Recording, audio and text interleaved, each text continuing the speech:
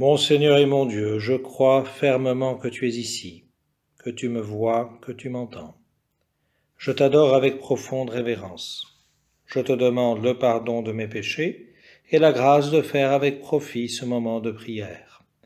Ma Mère Immaculée, Saint Joseph, mon Père et Seigneur, mon ange gardien, intercédez pour moi. Un jour, une femme vient voir Saint Philippe Néri pour se confesser, un saint du XVIe siècle, très sympathique, avec beaucoup d'humour, qui était très moderne pour son époque. Elle avoue qu'elle dit souvent des méchancetés, qu'elle est très médisante.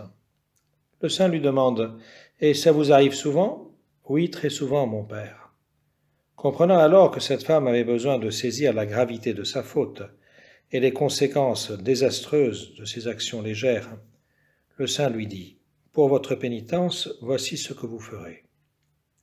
Vous irez au marché voisin, vous achèterez une poule récemment tuée et couverte encore de ses plumes. Vous vous acheminerez ensuite hors de la ville jusqu'à un point déterminé en faisant plusieurs détours et en plumant la poule que vous tiendrez en vos mains pendant toute la durée de la promenade. Votre course finie et la poule plumée, vous reviendrez me trouver pour me rendre compte de votre ponctualité à remplir l'ordre que je vous donne au nom de Dieu dont je suis le ministre. » La femme s'exécute pieusement. Elle va dans le marché, achète une poule, la plume au hasard et revient voir le saint triomphante en disant « Ça y est, mon père, maintenant je peux recevoir le pardon. »« Pas encore, ma fille. Il reste quelque chose à faire. Retournez à l'endroit où vous avez plumé la poule, refaites le chemin et récupérez les plumes de la poule que vous venez de dépouiller. » La pauvre dame s'exclame « Mais mon père, c'est impossible. J'ai semé les plumes au hasard et le vent les a emportées loin d'ici. » « Eh bien, mon enfant, dit le bon religieux, les médisances sont comme ces plumes que vous renoncez à pouvoir attraper une fois que le vent les a dispersées. Vos paroles funestes sont allées dans toutes les directions. Rattrapez-les maintenant si vous le pouvez. »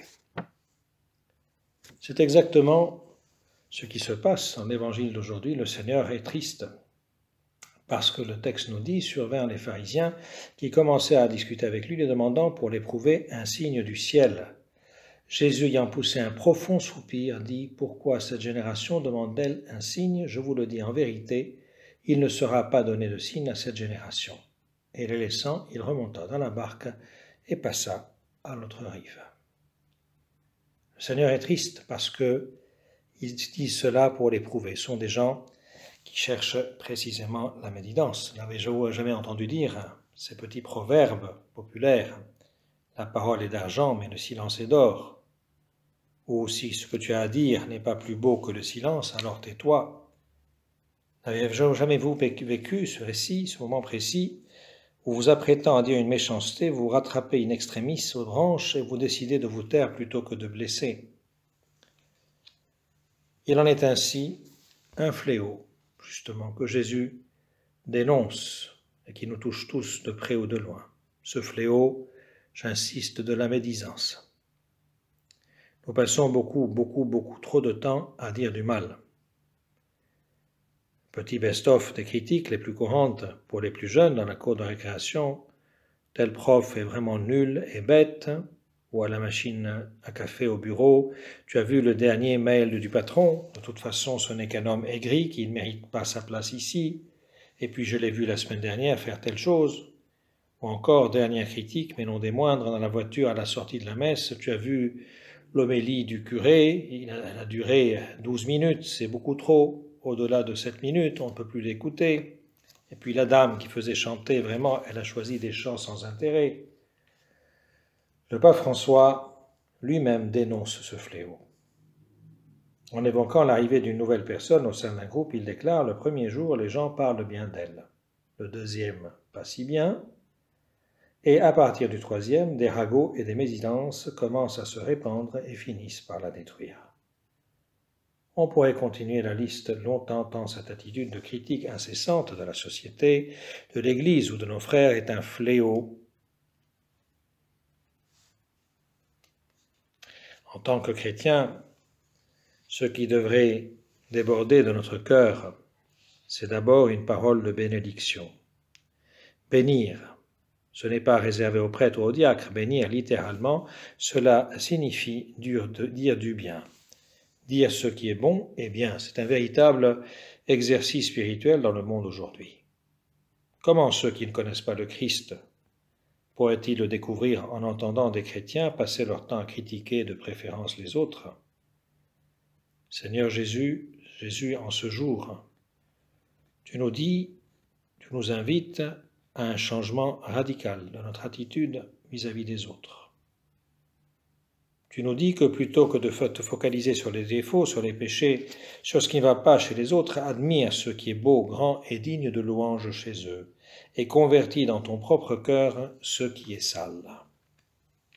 Alors je vous propose, cette semaine, que nous puissions nous lancer un défi, celui de la bienveillance et de l'action de grâce.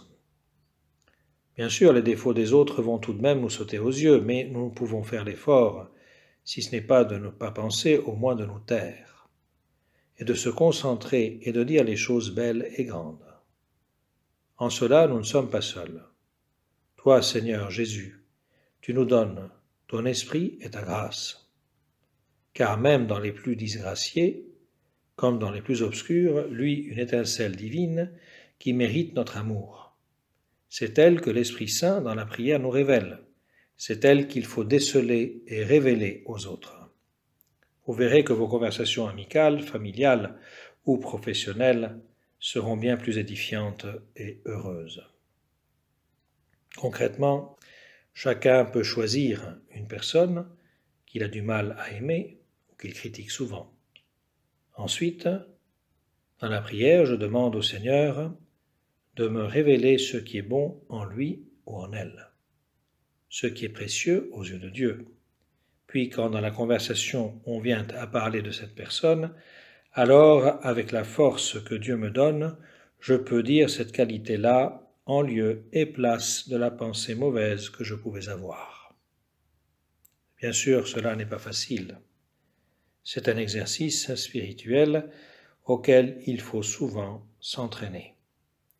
Mais, en faisant cela fidèlement, nous deviendrons des véritables chrysostomes, des bouches d'or. Que le Seigneur, lui qui est la parole faite chair, lui qui nous offre chaque jour sa bénédiction, nous aide à devenir nous-mêmes des apôtres de la bienveillance et de la bénédiction. Et appuyons-nous, demandons l'aide de Notre-Dame, notre Mère, et l'Évangile nous dit à plusieurs reprises qu'elle méditait les choses dans son cœur. On imagine notre Mère Sainte Marie en train de prier sans doute pour les personnes, en train de réfléchir pour mieux comprendre, faire appel à l'Esprit Saint pour mieux saisir une situation qu'elle ne comprend pas, pour vivre cette bienveillance, pour parler comme elle l'a fait aux noces de Cana avec son Fils, pour intercéder.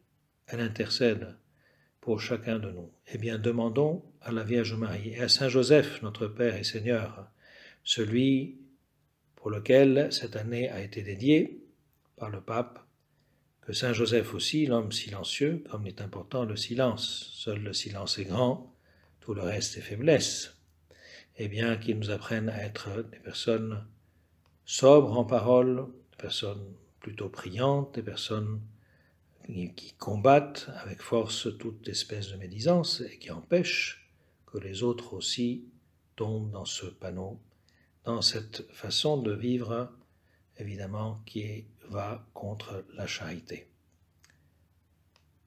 Je te remercie, mon Dieu, des bonnes résolutions, des actes d'amour et des inspirations que tu m'as communiquées dans cette méditation.